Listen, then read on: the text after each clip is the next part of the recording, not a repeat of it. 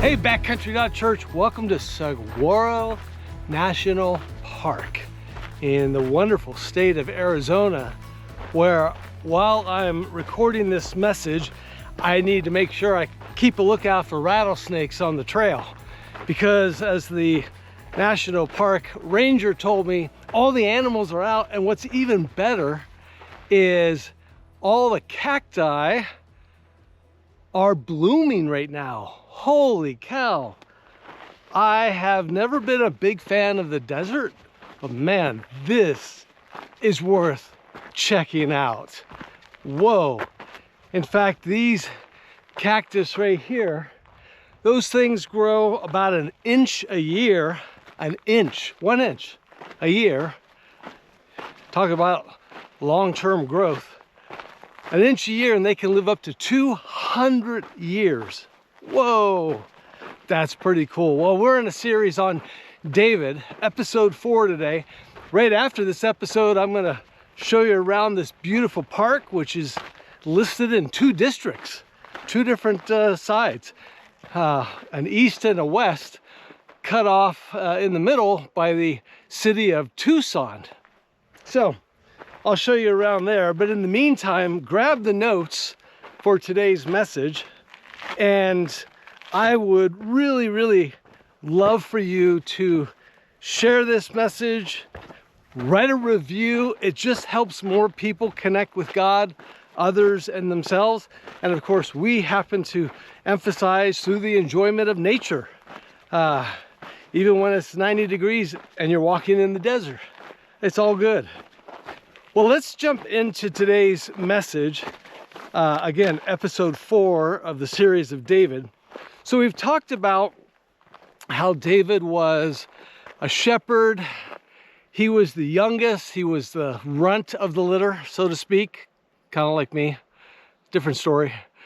He was anointed as king at an early age by Samuel, but Saul was king. Well, at the age of about 15, he showed up and killed Goliath. He married King Saul's daughter, and David was on the run for 8 years because Saul wanted to kill him because he was threatened by David. He was jealous of David. And David knew the entire time this phrase, that this is not about me. I need to pay attention to God's will, God's way, and in God's time. And that is so hard for all of us. Twice, by the way, David had the opportunity to kill Saul, as in very easily with his own hand. But David said, I'm not going to do it. I'm not going to kill the Lord's anointed. That's God's problem, not mine. Even though he was on the run and could have killed his enemy and taken the kingship right then and there. So twice he had the opportunity. Let me just run through what these opportunities were. First of all, in 1 Samuel chapter 24, verse 4, David was in a cave, and in that cave, Saul and his army was they're trying to locate him and kill David. Well, short story is, Saul had to go relieve himself. He had to go to the bathroom. So while Saul's men waited, David went up into the cave and went to relieve himself. So it's really a funny story. Right then and there, David was in the cave, and Saul didn't know it. And David was hiding. Saul went out, went to the other side, got on his horse, and David came out of the cave and basically said, hey, I could have killed you, and I didn't. The men said, while Saul was in the cave, this day the Lord spoke of when he said to you, I will give your enemy into your hands for you to deal with as you wish. And David almost made a terrible mistake. So David appears at the mouth of the cave, and everybody realized he could have kill the king, and he didn't. And he shouts to King Saul, "May the Lord judge between you and me, and may the Lord avenge the wrongs you have done to me. But my hand will not touch you." It won't touch you. Later, Saul's army is spending the night in the desert of Ziph, and Saul is in the middle, surrounded, right? That's how they protect the king. And there's a crazy stunt that happens. You got to read about it in 1 Samuel chapter 26. So David and Bathsheba went to the army by night, and there was Saul lying asleep inside the camp with his spear stuck in the ground near his head. And Abner, that's the chief bodyguard, and the soldiers were lying around him. And Abishai said to David, "Today God has granted your enemy into your hands." In other words, power up. Take what's yours, for crying out loud. Be done with this.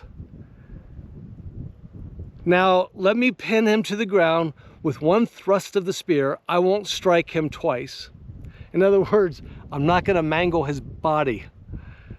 One clean thrust. But David said to Abishai, "Don't destroy him. Who can lay his hand on the Lord's anointed and be guiltless?"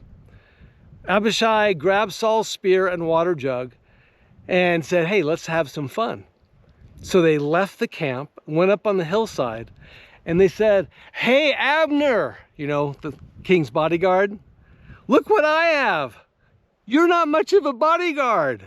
You deserve to die for not protecting the king." It's a great story. David refused to replace what God had put in place.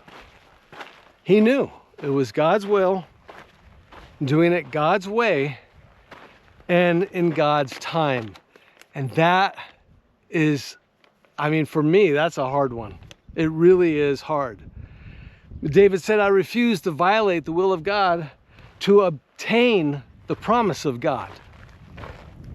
Well, story number 3 is the fly in the ointment incident, so to speak. And King Saul dies, and David mourns. So there was a guy by the name of Ishbosheth who was over the 11 tribes, and there was 7 more years after King Saul died as a result of that. Now, Ishbosheth was murdered by his 2 brothers, and those 2 brothers took Ishbosheth's head and brought it to David, and they were expecting some kind of reward. In other words, 2 Samuel 4:8, they brought the head of Ishbosheth to David at Hebron and said to the king, "Here's the head of Ishbosheth, son of Saul, your enemy who tried to kill you." In other words, David answered Rechah and his brother, "As surely as the Lord lives, who has delivered me out of every trouble," the Lord who didn't need your help, by the way, or ask for your help, "when someone told me Saul is dead and thought he was bringing good news, I seized him and put him to death. That was the reward I gave him for his news. How much more when wicked men have killed an innocent man in his own house, in his own bed?" Hey, David, how can you say that Ishbosheth is innocent? He was not. He slaughtered your people. He tried to slaughter you for 7 more years. So David gave an order to his men, and they killed the 2 brothers. And they took the head of Ishbosheth and buried it in Abner's tomb at Hebron. In other words, David could have taken the kingdom by force during the reign of Saul or during the reign of Ishbosheth, but he waited. And after Ishbosheth's demise, and over the tribes submitted willingly, and at last he would become king. When all the elders of Israel had come to King David at Hebron, the king made a covenant with them at Hebron before the Lord. In other words, David recognized in public the authority of their mutual king. David submitted himself to God's law and the interests of the people. His way of saying, "I'm a king, not the king." Isn't that good? He was never confused about the identity of Israel's true king. Well, there they anointed David king over Israel. And David was 30 years old when he finally became king. And he reigned for 40 years. He waited 15 years for God to give him what he had promised. Well, let me give you the main idea here. The main idea is that greatness is leveraging the authority for others' benefits, the benefit for other people. You have authority, and you want to leverage it not for your benefit, but for the benefit of others. That's why God gave you authority. Refusing to violate the law of God to gain or maintain what we believe is rightfully ours. It's refusing to take matters into our own hands. It's refusing to pay back evil for evil. Like David, who did an amazing job. He knew who was the king of Israel. It's leveraging the influence God puts into our hands for the benefit of those around us. See, 1,000 years later, 20 miles north in the city of Jerusalem, a grandson of David would model in story number 4 here, in episode 4, that same unusual brand of greatness, but with a twist. John, who was there, says it was just before the Passover festival. In other words, it's a celebration of Israel's deliverance from Egypt. Jesus was gathered with the 12 to celebrate the Passover. And Jesus knew that the hour had come for him to leave this world and go to the Father after being chased all around Judea and Galilee for 3 years by people who were trained to recognize Messiah, but they didn't know or would not recognize Jesus as Messiah. Well, like David, he was anointed, but he was not recognized. Like David, Jesus would establish a covenant with the whole world in his blood. But what happens next goes from really inspired to required. Jesus knew that the Father had put all things under his power and that he had come from God and was returning to God. Power without the crown. He had the authority without the title.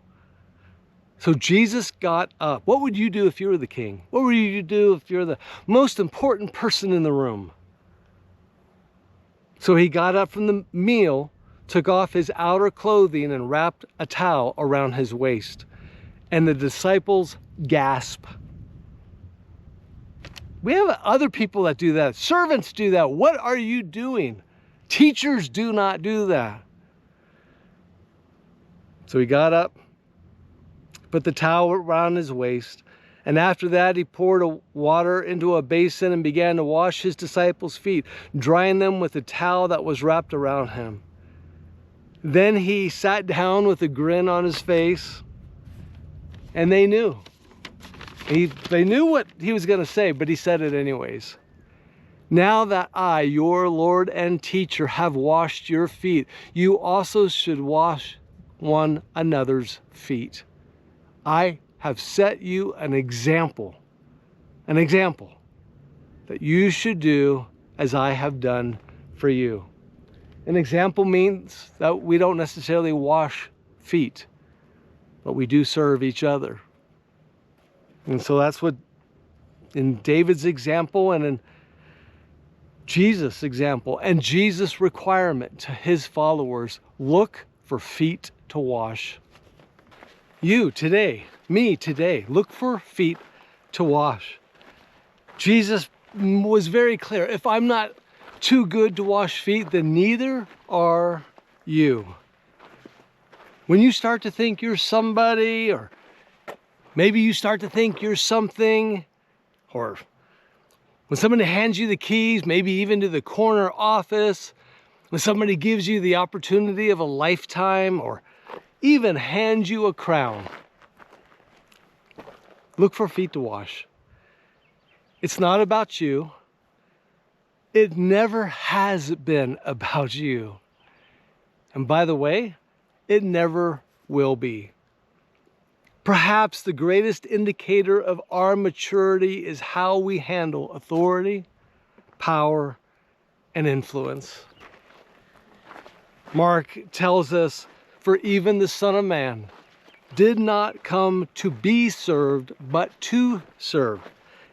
And as a result of that, ultimately, to give his life as a ransom for many. What an encouraging message David gives us through his life, and Jesus through his life and his words, as they both tell us and require us to serve others. To serve others. Oh, there's so many lessons in here. But today I want you to look for feet to wash. Father, thank you so much that you sent your son Jesus, and he came to wash feet, to be an example, to show us as the perfect God-man, who's 100% God, 100% man, without damage to either aspect. The very creation that he created, he ended up becoming, and he served. God, thank you so much for Jesus, who is God, who is risen from the dead, and empowers us to be that servant. Would you help us today, no matter how much it cuts to our core or hurts, or how much it costs us in time or money or whatever it happens to be, help us to serve. Praise you in Jesus' name. Amen. Okay, my friends, here at backcountry.church, I'm going to show you around Saguaro National Park. What a great place this is. Hey, by the way, I appreciate you and all that you do. You go be a servant of Jesus in his name, because he's risen from the dead. All right, my friends, God bless. Make sure you hashtag us on social media. Have a good one.